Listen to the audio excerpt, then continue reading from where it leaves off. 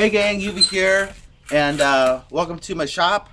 I've got a little time here, so I want to share with you my striking anvil. If you don't know what a striking anvil is, do a search on YouTube. You're going to find a lot of videos explaining to you the benefits of one of these. I was at a BAM conference, which is the Blacksmiths Association of Missouri, and there was a presenter named Lyle Wynn who was someone that traveled with Brian Brazil for several years doing demonstrations. So he shares a lot of the techniques that and tooling that Brian Brazil and others use, like Alex Steele or Daniel Lee, or numerous other people influenced by Brian Brazil.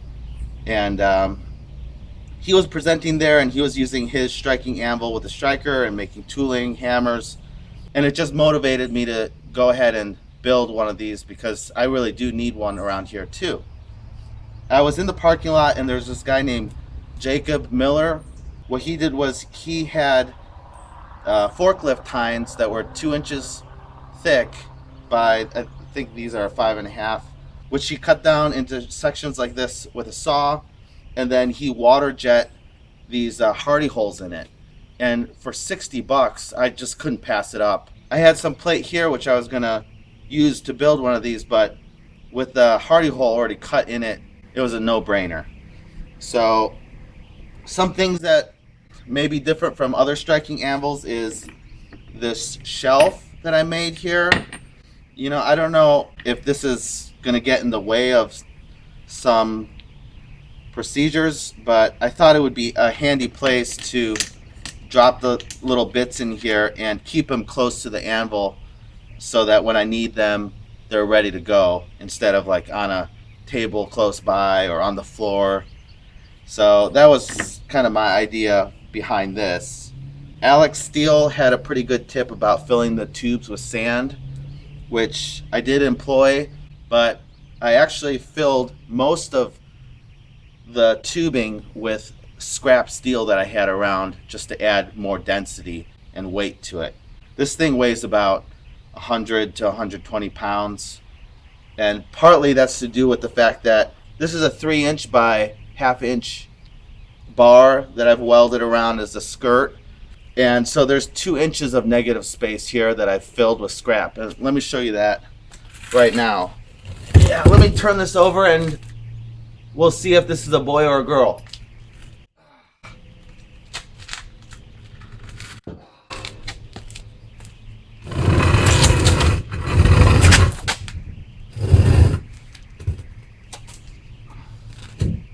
So you can see here how deep this is, where I've left the hardy hole open.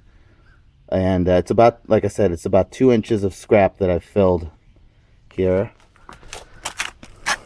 Yeah.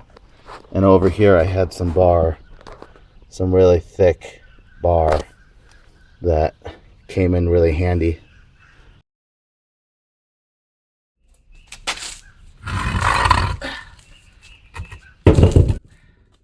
So the way I constructed this was with mostly MIG welding, ER70 S6 wire, and because this is made from forklift tines, I didn't know if there's carbon in here or if it's like chrome and molybdenum like 4140, or I didn't know. I thought maybe there might be some more carbon in here than mild steel, so I TIG welded all the welds that came in contact with the plate. Everything else, like I said, is MIG welded.